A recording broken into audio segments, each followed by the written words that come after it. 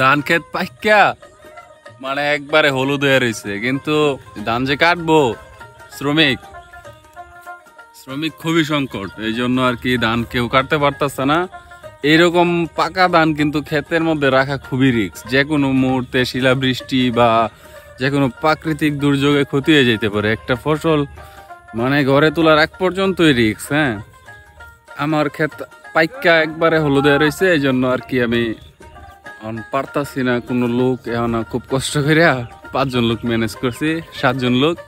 এরা দেখি যদি দামে দরে বুনে তাহলে লাগাই দিমু কাটার জন্য। 1 মিনিট ক্ষেতের মধ্যে ধান রাখা এখন রিক্স, দেখতে থাকুন দেখি তাদের সাথে বনে কিনা। যে টাকা যে বেশি লাগবে না, এই যে দেখেন কত দূরে ক্ষেত, ওই ক্ষেতটা হচ্ছে আমার উপরে নিচে দুইটাই, এটা আবার নিয়ে যাইতে হবে ওই টাওয়ার পার হইয়া ওই টিলার উপরে, প্রায় 1/2 কিলোমিটার রাস্তা, এই জন্য আর কি টাকা বেশি লাগে।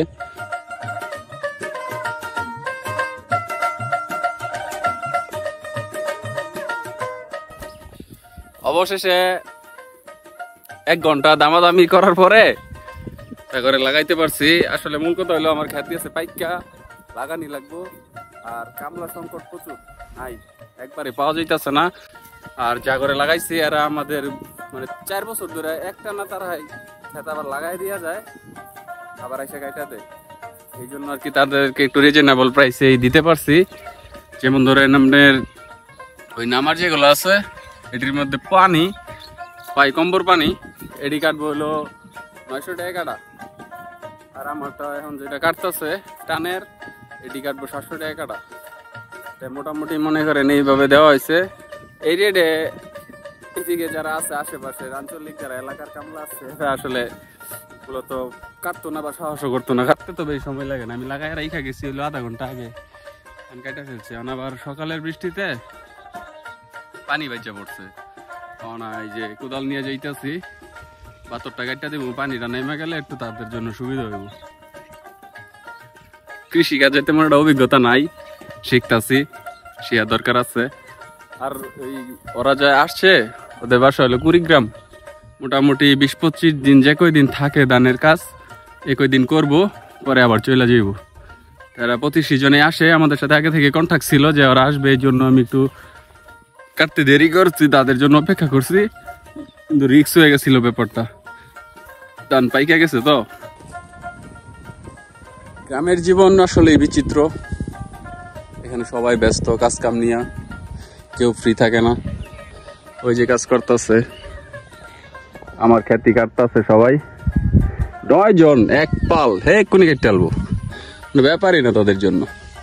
আর ক্ষেত মোটামুটি সবই পাকা ধরছে, কাটা ধরে নাই, ভালো ফসল হয়েছে এবার, মোটামুটি ভালো ধান হয়েছে।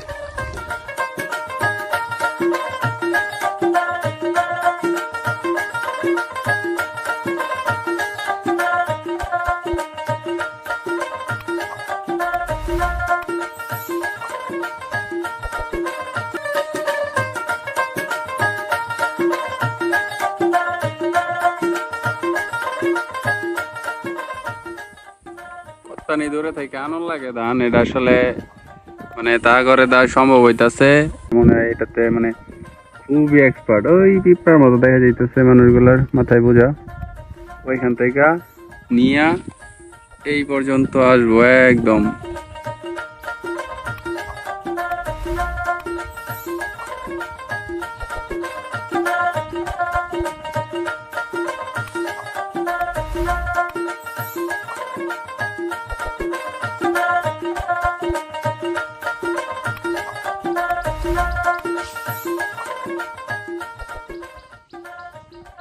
এত কষ্ট করে লেপলাম কিন্তু কলা শুকাইছে না, কলা এখনো ভিজা, এই জন্য চট বিছাইয়া দিচ্ছি। এখানে ধান রাখতেছে, আজকে এখানেই থাকবো 1 ঘন্টা 1.5 ঘন্টায় তারা ক্ষেত কাটতে সাফ করে আসছে। এখন এইভাবে রাইখা দিব, পরে আর কি অটো দিয়া বাইরে এলে পরে হয়েছে কার্যক্রম।